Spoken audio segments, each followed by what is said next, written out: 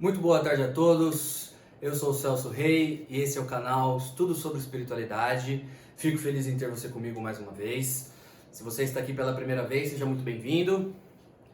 Se gostar do conteúdo, peço que se inscreva, ative o sininho para receber as notificações e aproveite para dar uma olhada nos vídeos antigos, que esse canal é um local onde eu busco fazer o estudo de algumas obras espiritualistas e trazer para vocês aí de uma maneira descomplicada, com algumas percepções que eu vou tendo ao longo dos estudos e fazer algumas correlações com outras obras. De alguns autores, é claro, que eu considero aí comprometidos com a verdade, comprometidos com o progresso, com a evolução, não só deles, como de todos nós, né? E hoje eu queria falar de um livro de um autor chamado Rubens Omar Baranovski. Não sei pronunciar corretamente, mas é esse aqui.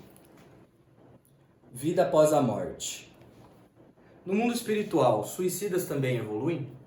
Eu estava estudando esse livro, foi um dos primeiros livros com o qual eu tive contato e eu achei muito interessante a história.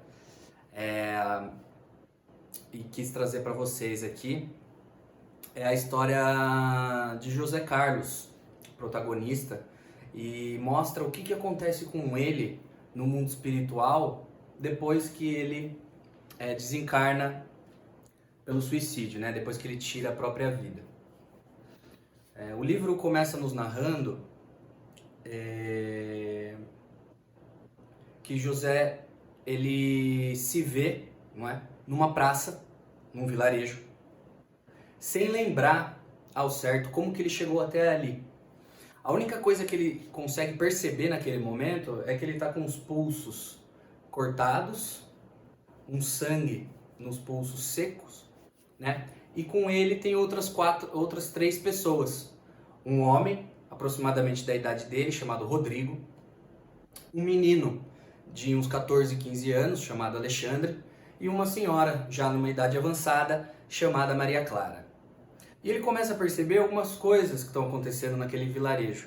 Que esse grupo, ele e essas outras três pessoas, andam e não chegam a lugar nenhum. Ficam dando voltas e toda vez eles param numa fonte, uma fonte de água. Só que essa fonte, ela está sempre seca.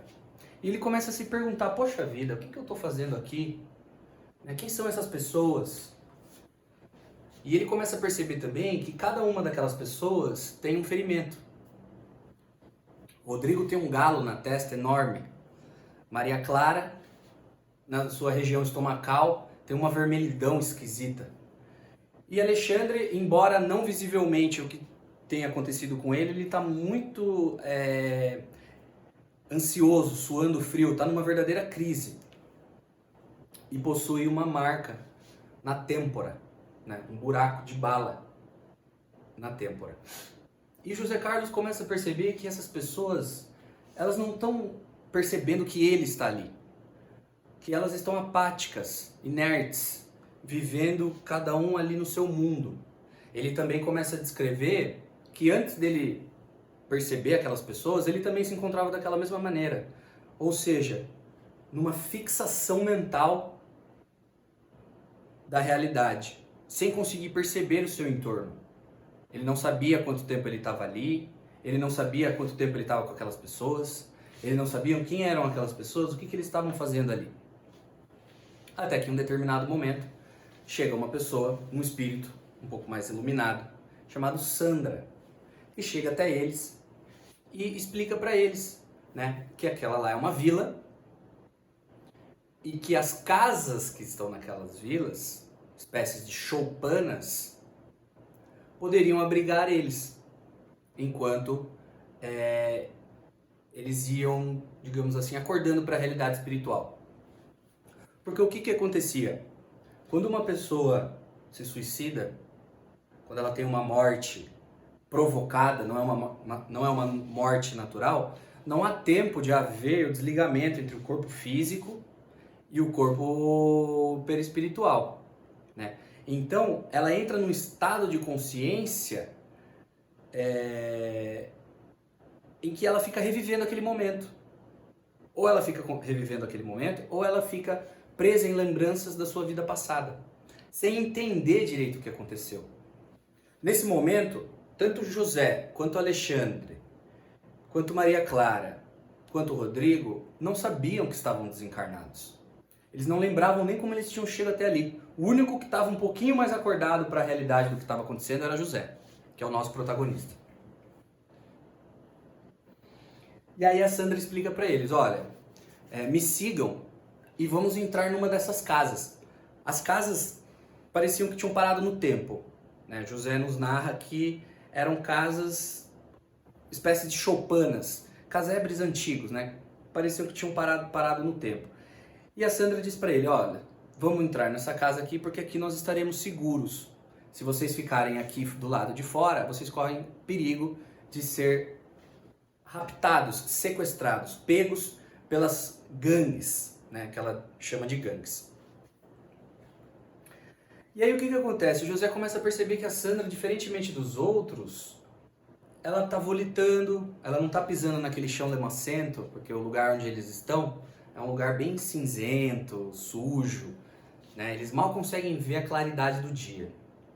E ele começa a fazer perguntas para ela, puxa, mas quem é você, né? O que nós estamos fazendo aqui? Por que não tem água na fonte? Como que você está fazendo para levitar, né? Você não pisa no chão igual a nós? O que está acontecendo? Isso é um sonho dentro de um sonho, dentro de um sonho? Eu estou ficando louco? Cadê minha família? Cadê minha casa? Quero ver minha mulher e tudo mais. E a Sandra, calma José, tudo a seu tempo.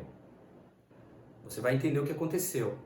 E aí eles entram na choupana e ela começa a explicar, olha, essas casas aqui, elas vão proteger vocês das gangues. Quem são as gangues? As gangues, segundo ela, é um conjunto de espíritos inferiores, sofredores, que andam por aqueles lugares procurando pessoas para escravizar, para servir a eles. Né? Esse tipo de escravidão ele serve a vários propósitos inferiores dessas pessoas. Não vou entrar agora nos detalhes, mas o fato é que elas são muito perigosas, são espíritos geralmente num total estado de insanidade, né? E eles acreditam que foram abandonados por Deus. Naquele local onde eles estavam, é conhecido como Vale dos Suicidas. Umbral dos Suicidas. Ou seja, é um lugar, uma dimensão que também pode ser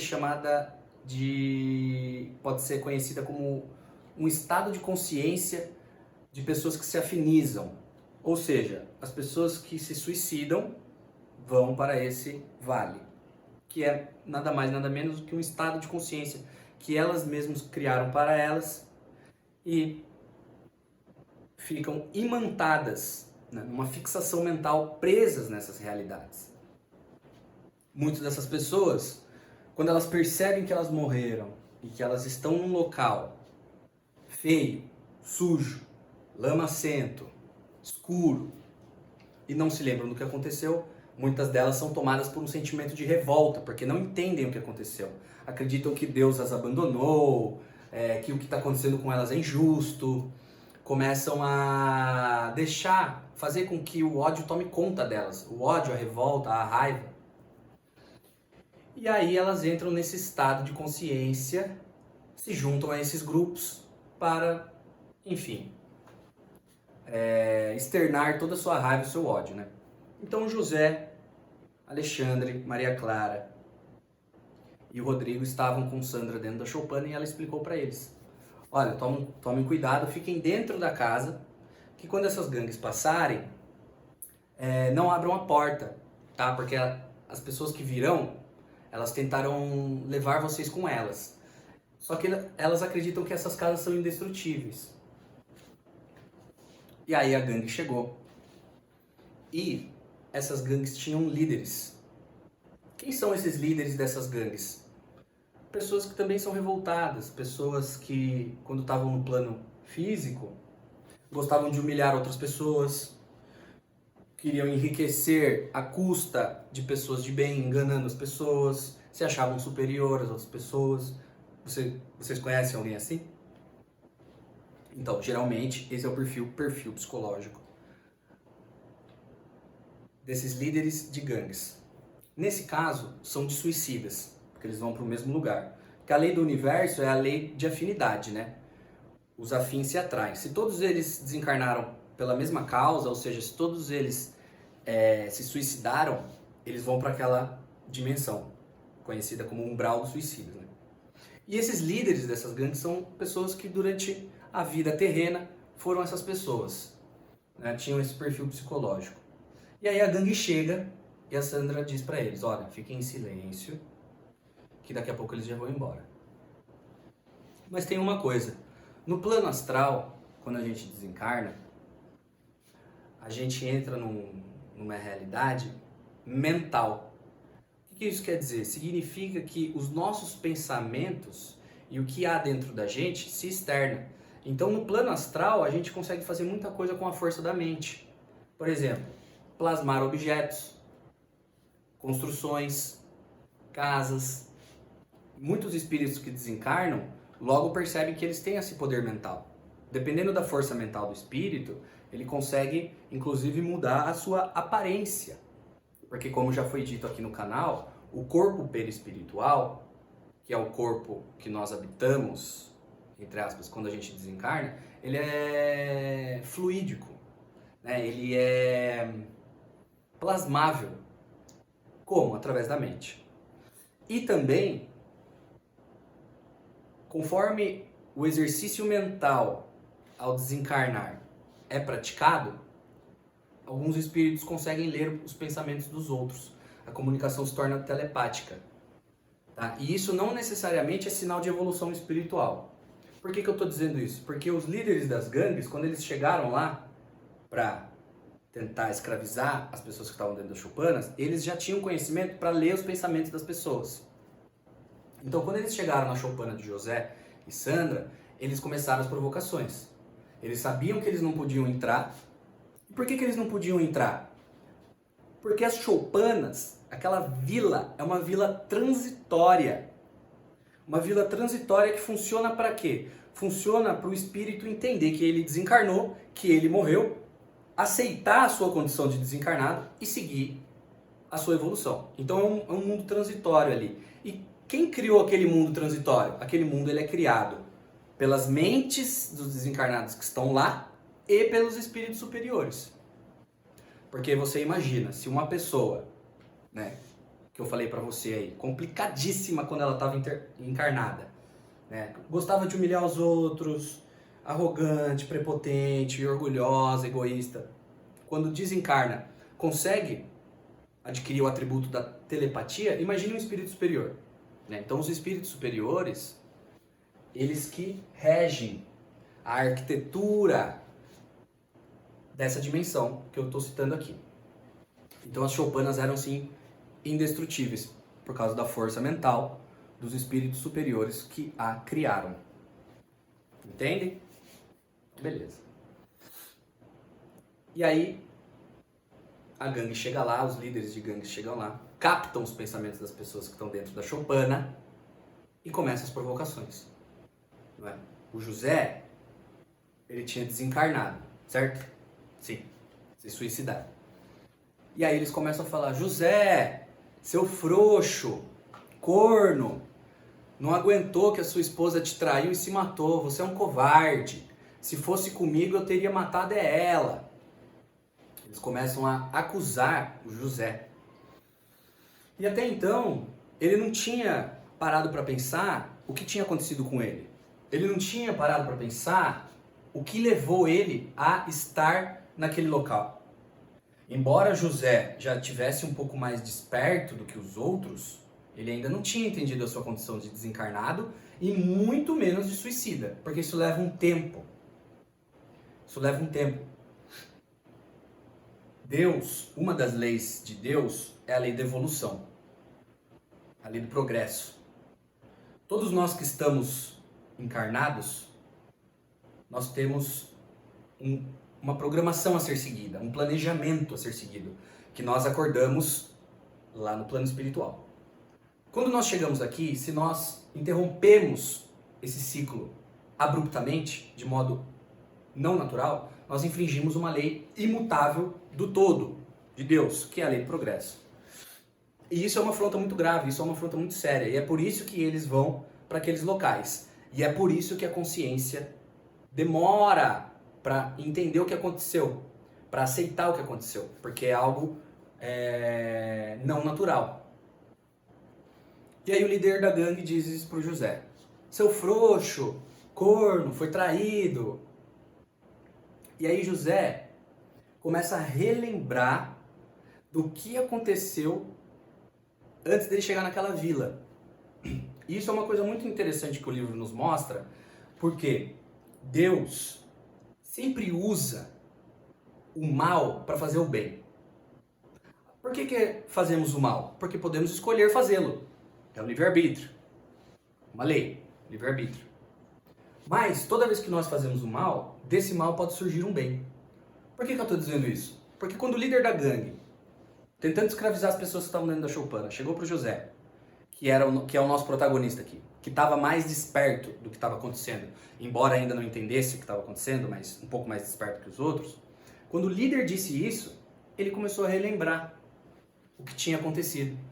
Ele chegou à sua casa, antes, mais cedo no trabalho, e pegou a sua mulher o traindo, pegou a sua mulher com outro na cama. A dor foi muito grande, o choque foi muito grande. E quando eles discutiram, ele desceu para a cozinha, pegou a faca da cozinha e cortou os pulsos e desencarnou ali mesmo. Para José continuar o seu caminho espiritual, é imprescindível, e isso vale para todos os suicidas, é imprescindível que a mente saia desse estado catatônico de achar que está vivendo um sonho e relembre o que aconteceu.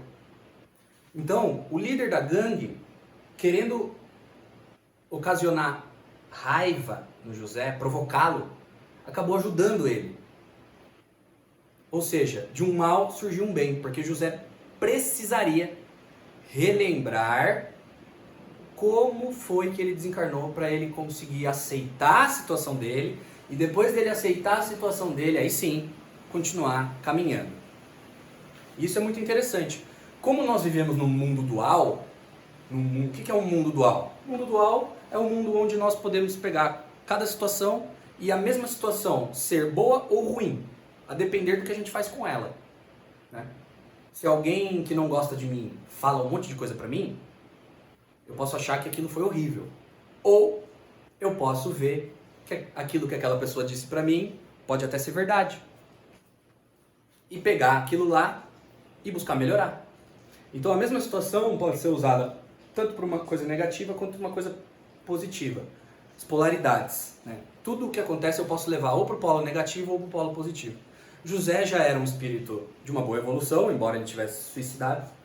E em vez de ele ficar com raiva e se sentir provocado e abrir a porta e cair ali, né, ser pego pela turba dos espíritos sofredores, né, aqueles que se consideravam deserdados por Deus, ele entendeu.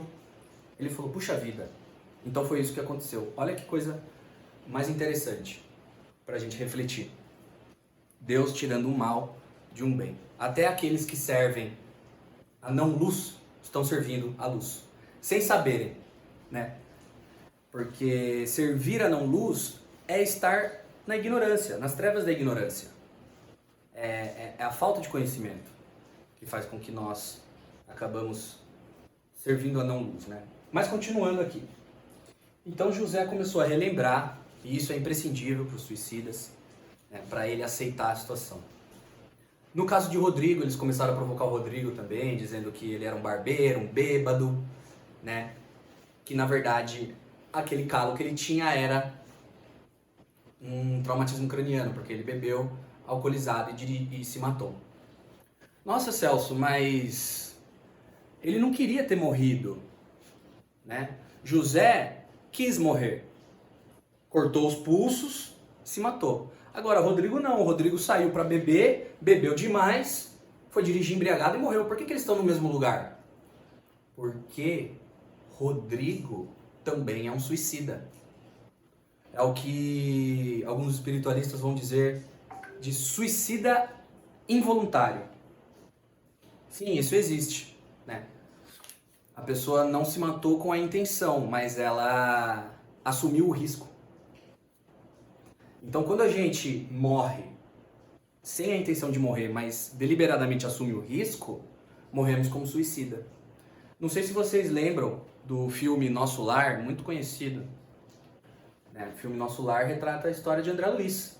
André Luiz desencarnou como um suicida. Ele não se matou, mas ele viveu uma vida desregrada através do abuso do álcool e do abuso dos narcóticos, né? Do tabaco. E isso ocasionou uma morte por suicídio.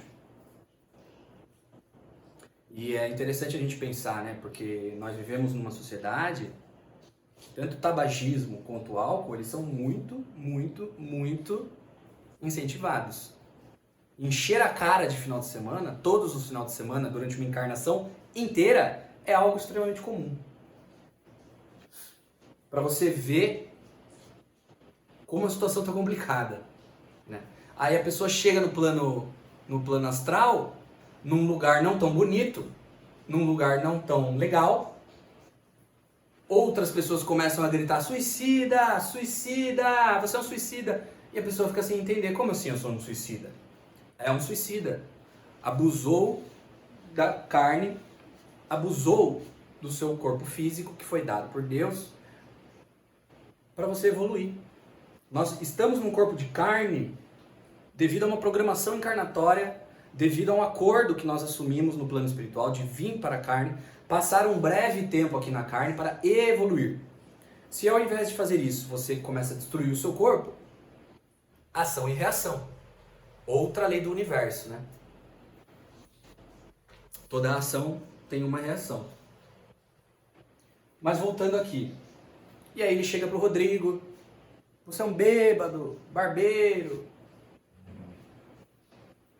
Chega pro Alexandre, pra Maria Clara. Como que eles tentam enganá-los? Pelas fraquezas deles. Maria Clara era uma senhora que teve uma vida muito boa, rica. Era acostumada a ser servida. Tratava as pessoas com arrogância. Se achava melhores, né? Se achava... Afinal de contas, ela era uma baronesa. Então, quando ela desencarnou, ela continuou sendo quem ela era. Porque no desencarne, o desencarne não faz ninguém anjo, né, gente? Tudo que você aprendeu no plano físico, todos os seus valores, as suas qualidades e os seus defeitos que você adquiriu no plano físico, vão junto com você quando você morrer. Não existe atalho para a espiritualidade. Não existe corta-caminho. Quem você é hoje vai ser quem você é amanhã, vivo ou morto. Quer dizer, desencarnado. Mas continuando. Maria Clara era uma pessoa avarenta, uma pessoa ligada excessivamente aos bens materiais. Uma pessoa que durante toda uma vida não quis saber do lado espiritual. Apenas se comprazia em ser servida. Então, o que os líderes começaram a oferecer para ela? Olha, aqui nós temos joias, aqui nós temos roupas, aqui nós temos empregados que irão servir. E Sandra, que era a instrutora daqueles espíritos, teve que segurar ela, falar: olha, eles estão mentindo, não é bem assim, não é assim que funciona, eles não vão te ajudar. E ela quase se perdeu por causa disso. E aí chegou a vez de Alexandre, o menino de 15 anos, que tinha um buraco de bala na cabeça, estava sofrendo crises de abstinência, pois ele era um dependente químico, viciado em cocaína. E aqui eu chego num ponto que eu queria trazer nesse vídeo para vocês, que é a questão do uso de drogas e o suicídio. É claro que o nosso protagonista aqui é José. José se assassinou cortando os pulsos. Mas eu queria falar um pouco também do Alexandre. Até porque, não sei se vocês viram o meu último vídeo no canal, eu comentei que nessa encarnação que eu estou, Celso, eu tenho problemas com álcool. Eu sou portador da doença do alcoolismo. Eu tenho um alcoolismo severo. E eu trato essa doença. Como? Estacionando-a. Pois ela é progressiva, não tem cura e é fatal. E aqui eu quero alertar todos vocês que acompanham o meu canal, se vocês têm problema com droga, com bebida, se você acha que o seu uso de tabaco, de álcool ou de outras substâncias está atrapalhando, tome cuidado, tome muito cuidado, procure ajuda médica, especializada, procure ajuda espiritual. E lembre-se, o suicídio não é a resposta. Por quê? Vamos chegar lá. Alexandre era um menino de 15 anos, desencarnou com um tiro na cabeça. Dependente químico. Quando ele desencarnou, quando a gente desencarna, a gente sai do corpo físico para o corpo perispiritual, a consciência se expande. Mas as sensações também se expandem. Porque não se engane, o corpo físico, ele é um escafandro para o nosso espírito. Ele é algo que faz com que o nosso espírito fique embrutecido. O nosso corpo físico, ele faz com que nós fiquemos engessados para muitas das sensações. Ele é bruto, matéria bruta. Né? A mesma frequência do meu corpo físico é dessa parede aqui. Meu corpo físico vibra na mesma frequência de uma parede de concreto. É muito, muito denso.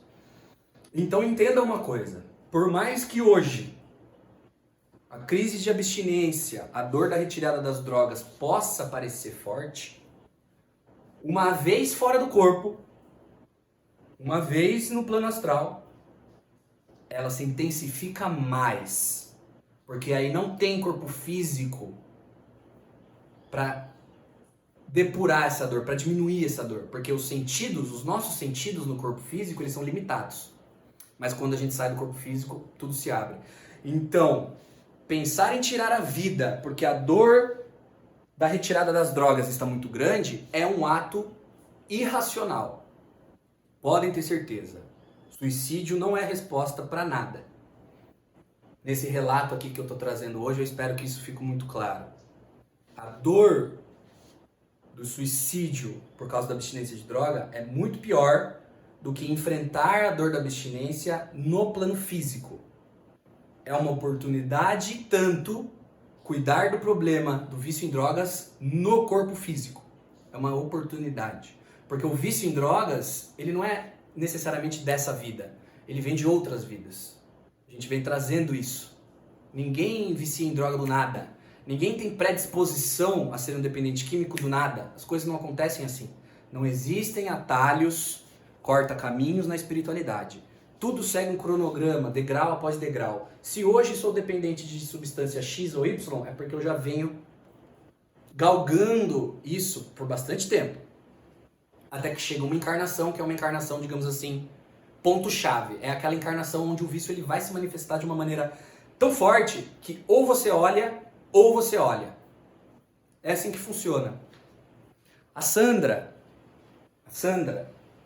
que é a instrutora deles, que ajuda eles a saírem da rua, da vila, da fonte, para Choupana, ela explica para eles. Ela diz: vocês estão aqui porque vocês estão aprendendo na dor o que vocês não quiseram aprender no amor. E isso é uma lei da vida. Toda vez que nós nos recusamos a aprender algo através da humildade, através do amor, nós iremos aprender na dor. Aprender através do amor e da humildade é muito mais fácil, é mais leve, é mais tranquilo. Mas para isso a gente tem que abrir mão do ego. Só que é difícil abrir mão do ego. Então a gente segue o ego e aprende na dor. A quantidade de dor que iremos sofrer é compatível com a nossa teimosia. Quanto mais teimoso, mais dor. Eu gostaria de citar agora um pensador, um psicanalista, psiquiatra, médico, chamado Carl Jung, que ele diz: as pessoas chegam ao limite da loucura para não ter que se olharem, para não ter que olhar as suas sombras, para não ter que se enfrentarem. E aí tem que aprender na dor. Por isso que o suicídio é a pior escolha que alguém pode fazer, se quiser se sentir melhor. Não há outro caminho. Carl Jung também diz uma coisa. Quando a gente dá as costas para um problema, ele não deixa de existir. Ele pega a gente pelas costas. Então é isso que vem acontecendo, né?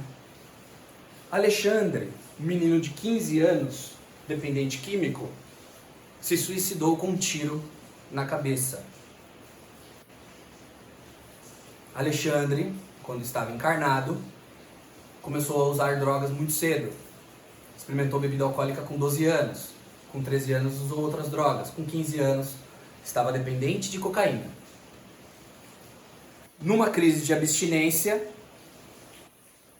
a sua mãe não quis lhe dar dinheiro, não quis lhe ajudar a sustentar o vício. Ele, num acesso de loucura, matou, assassinou sua genitora. Pegou o dinheiro dela e foi usar drogas. Quando a brisa da droga passou, os efeitos da droga passaram e ele percebeu o que ele tinha feito, a loucura que ele tinha cometido, sua mãe morta, pegou um revólver que estava no quarto de seu pai e tirou a própria vida com um tiro na cabeça. Tá. O que acontece? Não era o momento de sair do corpo. Quem define o momento de sair do corpo? Deus. Existe toda uma programação encarnatória que você tem que passar. Tá bom. Tanto José, quanto Alexandre, quanto Rodrigo, quanto Maria Clara, antes de chegarem àquela vila, aquele vilarejo, antes deles chegarem ao umbral dos suicidas, preste atenção no que eu vou dizer. Passaram décadas em um lugar pior. O que eu quero dizer com isso? Antes de chegar no umbral dos suicidas, leva um tempo. Quando você tira a sua vida, você não vai direto para o umbral dos suicidas. A consciência entra num estado catatônico de choque e você, muitas das vezes, pode até ficar colado no seu corpo de carne, no seu corpo físico, em estado de putrefação. Então, o que acontece? O suicida, quando ele tira a sua vida, a consciência dele fica em estado de choque. Muitas vezes ele fica numa dimensão até inferior, num lugar muito pior que o umbral dos suicidas. Porque percebam, no umbral dos suicidas, embora eles estivessem inertes, apáticos, presos nas suas realidades internas, eles já estavam conseguindo enxergar um ao outro. Mas antes disso acontecer, eles passaram décadas em um estado de choque, num lugar pior, às vezes no meio da lama, numa escuridão total, inconscientes, ou perto do seu corpo físico. Sim, por quê? Porque quando a gente não aceita que morremos, muitas das vezes, nós procuramos o que nos é conhecido, o que nos é familiar. O nosso corpo físico é familiar, é conhecido. Então, nós nos juntamos a ele. E nós sentimos tudo que o nosso corpo físico sente. Vocês entendem o que eu estou querendo dizer? Então, no caso do suicida, isso é muito grave. Tanto é que a Sandra, que o livro, né, o autor, nos descreve a aparência perispiritual dos membros das gangues. Quais sejam? Olhos envidraçados, num estado mental totalmente de insanidade, e os corpos em putrefação, com ferimentos gravíssimos, como se fossem zumbis mesmo. Por que isso acontece? Porque quanto mais difícil é para o espírito aceitar que desencarnou, mais apegado à matéria ele fica. Se ele está apegado à matéria, ele está apegado ao corpo físico dele. Mas se o corpo físico dele está em estado de putrefação, logo o corpo perispiritual também ficará. Por uma questão de sintonia, por uma questão de fixação mental. Se o espírito aceitar a sua realidade, aceitar o que está acontecendo com ele, buscar se elevar, buscar progredir, buscar alterar o seu estado mental, o seu corpo irá se alterar na hora. Por quê? Porque o corpo perispiritual obedece aos comandos da mente. Se a minha mente acredita que eu estou vivo, se minha mente acredita que eu estou ali dentro de um caixão, eu estou ali dentro de um caixão, em putrefação. Por isso que o espírito sente fome, sede, sono, cansaço. Por quê? Porque a mente ainda não se desapegou da vida material. A partir do momento que a gente aceita a realidade espiritual, nós conseguimos continuar a nossa marcha do progresso. É por isso que é importante bater nessa tecla, né? E a tecla do assunto principal do vídeo, o suicídio. Não é e nunca será o caminho para nada. Alexandre foi levado. Ele não resistiu aos apelos da gangue e foi levado. A gangue disse: temos drogas, temos cocaína, vem aqui buscar, é barato, estamos cheios de droga, cheio disso e daquilo. Pegou a fraqueza dele, ele não resistiu, abriu a porta da casa, da choupana e foi com os espíritos sofredores. E aí o José, que é um protagonista, ele olha para Sandra e fala: poxa, Sandra, mas olha você, né? Olha quanta luz você tem. E cadê os espíritos superiores? Cadê Deus? Onde que está a espiritualidade maior? Será que ela não pode ajudar? Olha que absurdo isso que está acontecendo. Olha o estado perispiritual daquelas pessoas da gangue. O que é isso? Será que a gente não vai ter ajuda de Deus? Muitos podem se perguntar isso. Eu já me perguntei isso, né? E aí a Sandra responde. E eu vou ler aqui para vocês, porque eu não quero mudar nenhuma palavra.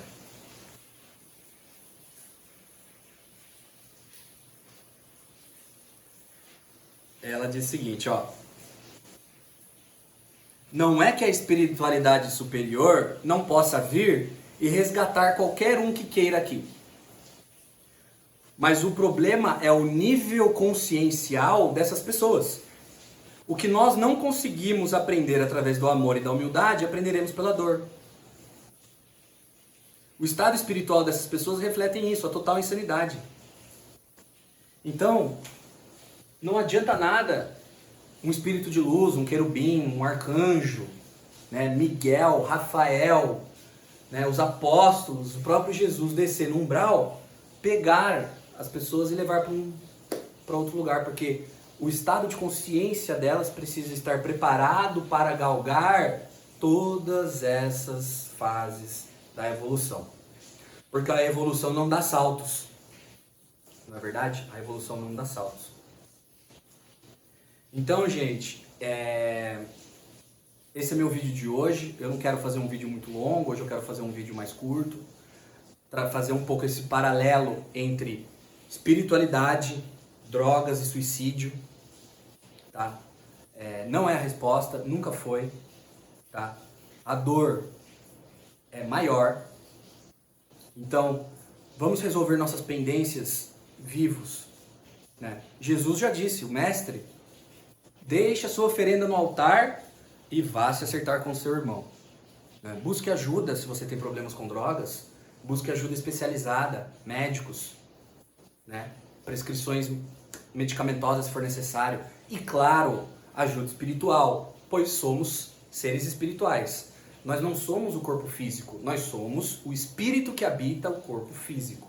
E as doenças são trazidas do espírito para serem expurgadas, expulsas, retiradas pela carne. Tá? Então, o que acontece? O livro continua, depois convido todos a ler. Gostei muito. O autor é Rubens Omar Baranovski. Tá? Deixa eu ver quanto tempo tá dando, que esse vídeo vai ficar curtinho. Tá bom, 40 minutos. Então é isso, gente. O livro continua, tá? Depois José consegue, através do seu despertar de consciência, ir evoluindo, ele e Rodrigo conseguem, através da ajuda ao próximo, ir depurando, entendendo o que aconteceu, né? Se perdoando, né? Reviver aquele momento, aceitar aquele momento, com bastante humildade. Alexandre recebe ajuda, mas o Alexandre ele vai receber ajuda muito tempo depois de muito sacrifício, tá? Porque não bastasse o suicídio, não bastasse ir para o umbral dos suicidas, se tornar escravo de uma gangue de espíritos inferiores, no decorrer do livro ele descobre como ir à crosta da Terra, porque vocês sabem que o umbral e a crosta terrestre, eles são dimensões justapostas, né? São estados de consciência. O umbral é um estado de consciência. Então ele consegue ir à crosta, obsidiar pessoas que usam drogas. Por quê? Porque quando um espírito está fora do corpo, a mente deseja aquela sensação, mas é o corpo físico que tem a sensação. Então um espírito desencarnado, quando ele deseja uma sensação que só existe no corpo físico, ele se junta a uma pessoa que está no corpo físico para ter aquela sensação. E aí ocorrem as obsessões, os episódios de obsessão, né? Que pode gerar até uma fascinação, mas isso é assunto para outro vídeo. Eu vou ficando por aqui. Espero que vocês tenham gostado aí desse breve relato, né, sobre um pouco do que acontece com os suicidas quando eles desencarnam. E é isso, gente. Procurar agradecer pela oportunidade de encarnar, evoluir dentro do corpo de carne. E passa tão rápido também, né? A verdade é que Deus é eterno. Frente ao eterno, o que são 80 anos, 90 anos? Para Deus isso não é nada.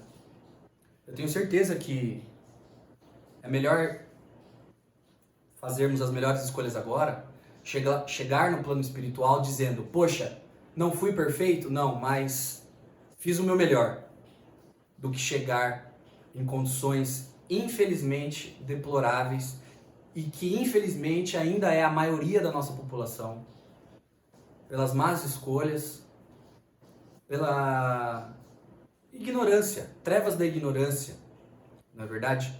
Muitos de vocês que estão aqui estão procurando evoluir, estão procurando conhecimento espiritual, mas como é que está a sociedade aí em geral?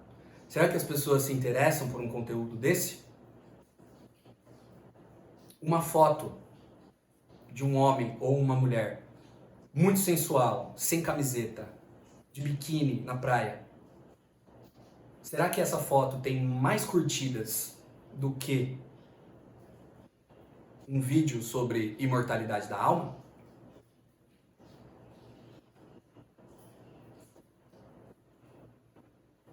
Então é isso, gente. Fica as reflexões, um pouco do que eu pude entender a respeito dessa história.